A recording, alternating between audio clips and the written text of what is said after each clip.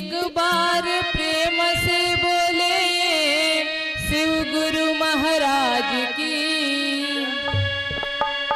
एक बार प्रेम से बोली मैया भवानी की,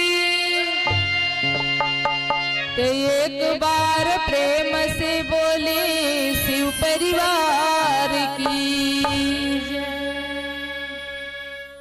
आए हम सुनीता यादव बागी शिव गुरु के चरण में कोटि कोटि प्रणाम करतनी, मैया भवानी के चरण में कोटि कोटि प्रणाम करतनी, सब देवी देवता के चरण में कोटि कोटि प्रणाम करतनी, सब गुरु भाई गुरु बहन के चरण में कोटि कोटि प्रणाम करतनी।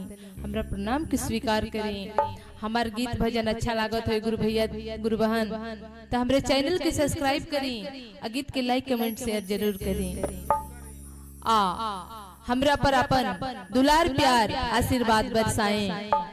आई देखिए एगो शिव शिष्या बाड़ी, अब भोला बाबा के दरबार में जाके अब भोला बाबा से कहा तरी कि ये बाबा सबका के तरुआ देनी, हमरो पर एक ही बार अपन नजर खोल देती है भोले बाबा, हमरो नैया ए मझधार से पार हो जाए। कैसे कहा तरी कितनी फेरा ना नजरिया नैना खोलाए भोला जी, कितनी फेरा ना नजरिया नैना खोलाए भोला जी,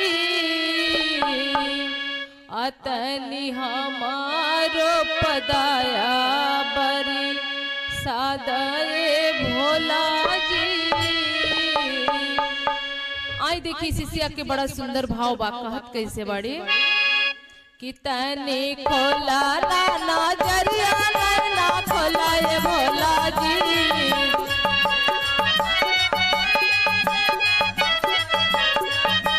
तने फेरा ना नजरिया नैना खोलाए भोला जी,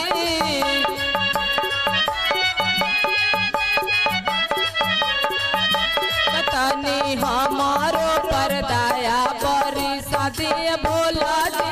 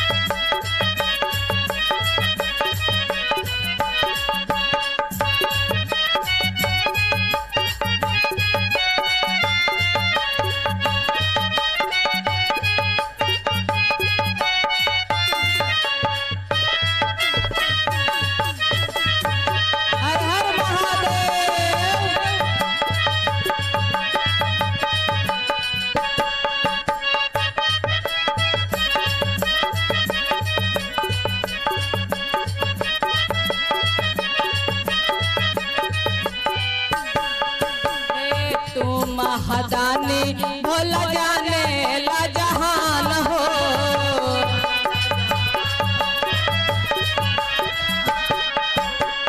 भगतन के लाज रख तोड़ा अपन ध्यान हो।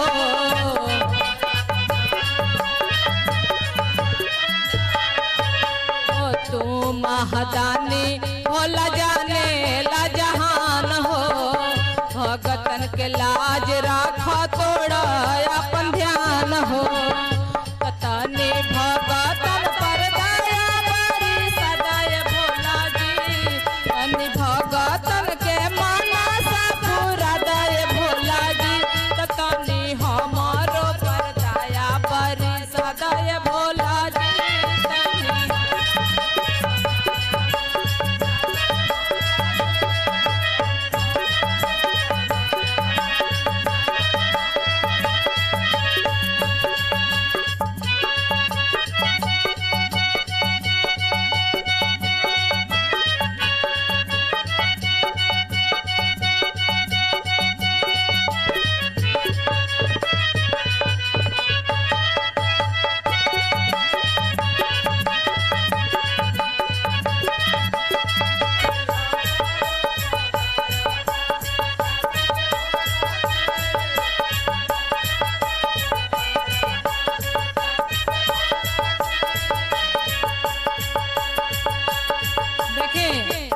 लास्ट में उस शिष्या कहत का बाड़ी के गुरुजी हम रउआ दरबार में आइल बने।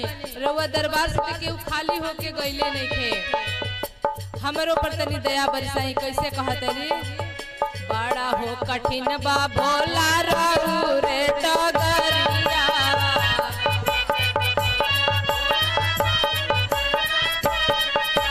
रहिया बतावे भो पाई तोहर नगरिया।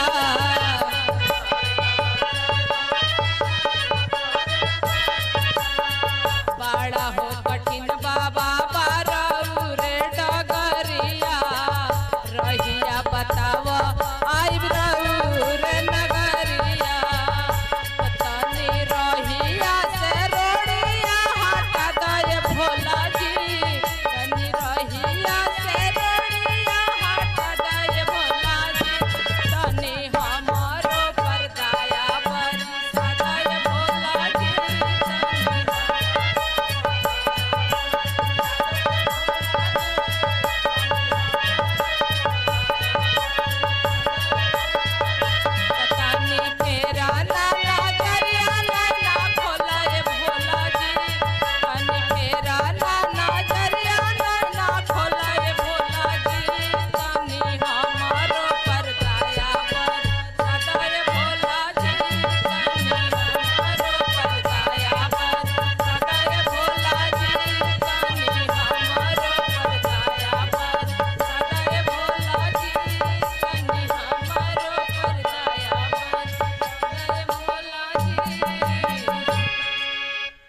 तनी हमारो पर दया बरी सादिए भोला जी। एक बार प्रेम से बोल दी शंकर भगवान की, गौरा मैया की, साचे दरबार की।